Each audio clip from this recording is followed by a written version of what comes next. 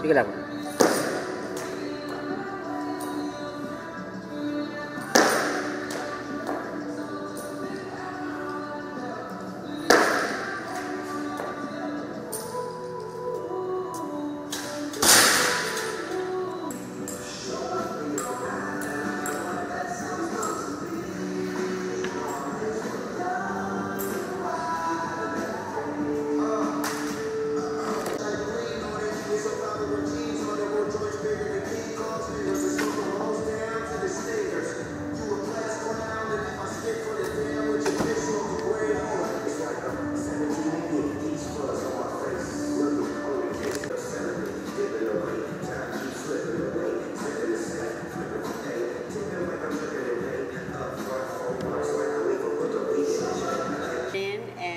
Rose G, congratulations. Anong nadarama nyo ngayon na may chance kayo na makapasok sa Paris Olympics? If ever, this will be your first Olympics, di ba? Second Olympics. Second na pala. Sa Tokyo pala nandun ka, 64. Yes, ma'am. So, how do you feel now na may chance ka ulit makapasok sa Olympic Games? Sa sa ngayon po, hindi pa talaga sure na magkumpiyansa kasi dalawa kami ni Heidi na sa timbang namin. Tapos, kung may pag-asa pa na makabawi sa Thailand sana. So, you're currently number? Hindi ko na alam yung ranking ko ngayon. Okay. But you have to be inside the top 10, di ba? Yes. So, and then isa lang sa inyo ni Heidi na makakapasok kasi one per country lang. Yes po. Okay, so parang how weird, no, for you na kailangan mong gawin yung best mo at unfortunately, ay isa lang sa inyo makakapasok. So, anong feeling mo doon? Siyempre, ma'am, sa part ko, siyempre, si Heidi, hindi basta-basta na malakas talaga siya, ma'am. Malakas siya. Siyempre, siya Olympic gold medalist siya. Yeah. Tapos, sa part ko, mahirap siya kasi yung lakas ni ate, andyan pa talaga.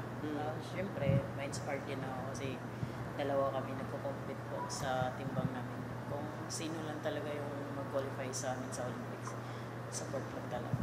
Yeah. At ikaw naman, Rose G, it will be your first Olympics if ever makapasok ka? Yes po. So, ano nafe-feel mo na, wow, baka makapasok ka sa Olympics?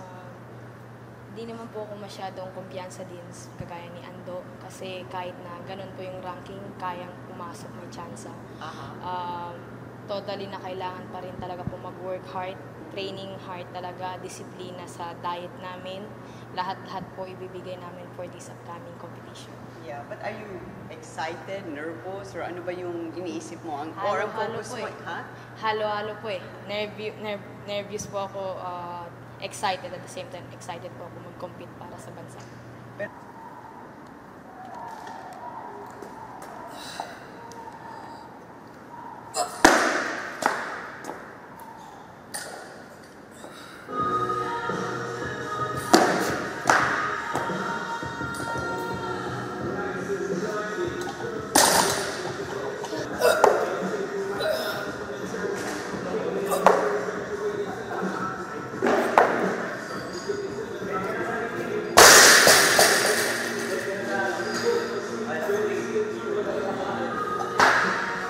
Gano'ng katindi yung desire mo na makakompete sa Olympics, Rose G?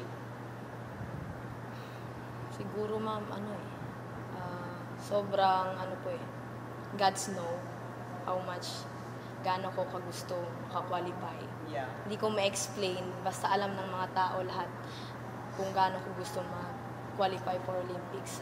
Alam po lahat niyan ng mga taong nakasurround sa akin, sila Coach Jules and sila Ma'am Jeanette, Doc Karen, sila Ate Heidi na rin. What about your date? So it will be, if ever, your second Olympics, di ba? Yes, Ano yung natutunan mo from your first Olympics sa Tokyo? Right?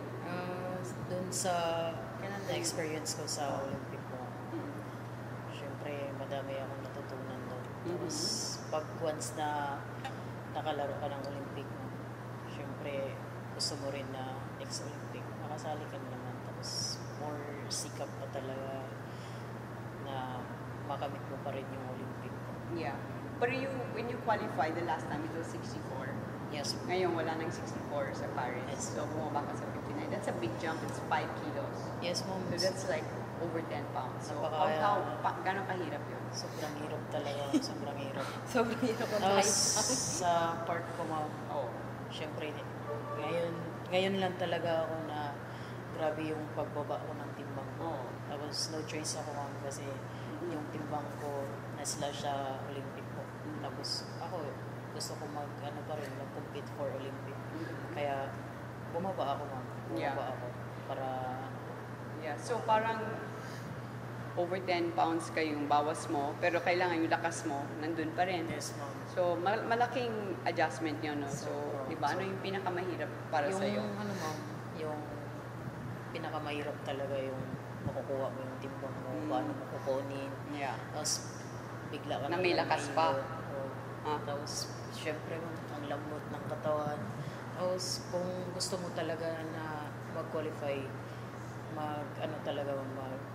mag-sacrifice ka talaga na kahit ano yung magawa mo for sa sarili mo na kahit sa pagkain, gusto mo mag-invest ka na lang talaga para matulungan mo yung sarili mo na ganyan po. So, nag-diet ka. So, What's your weight now? Are you at 59 already? Or hindi pa? Di pa. Sorry. Yeah, are you at 59 na? Hindi pa. Nasa ano po ako ngayon, 60 po. 60? Nag-maintain lang po. Maintain.